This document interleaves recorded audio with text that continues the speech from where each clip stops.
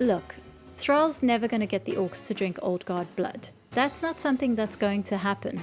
But this horrific vision does still remind me of Thrall's biggest mistake and the inherent weakness behind it, as well as the major weakness that Orcish society has had to grapple with. This vision is an obvious reference to the Orcs drinking the blood of Manoroth. This was something many of the Orcish clans of Draenor were convinced to do by Gul'dan during the time of the First Horde.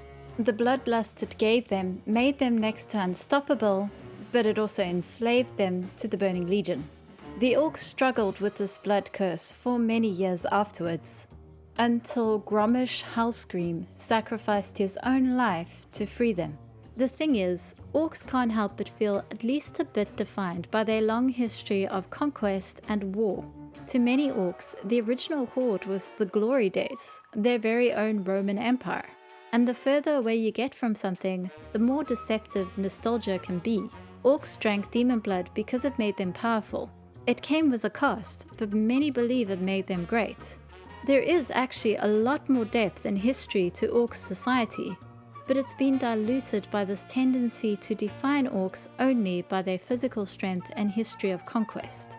Hellscream's own son, Garrosh, never learned to see past this shallow idea, and it made him very popular.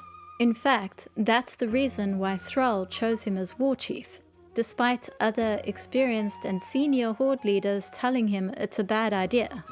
Thrall believed that the Horde were crying out for a hero of old, and thought Garrosh represented some sort of glorious past. It wasn't quite drinking demon blood, but it was a similar mistake. In blind pursuit of strength, due to the weakness of insecurity, Thrall made a decision that ultimately damaged the Horde. So could this future happen? Yes and no. I don't ever see Thrall falling to the old guards like this, not even if something terrible happened to his family. But if the old guards do start offering immense power in exchange for drinking their blood, I do think a lot of Orcs are predisposed to accept that deal.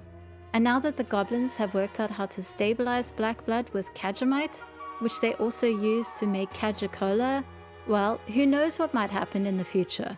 We might end up with an army of insecure, cola-drinking, bloodthirsty losers clinging onto an idea of some great past that never actually existed. Imagine how stupid that would be.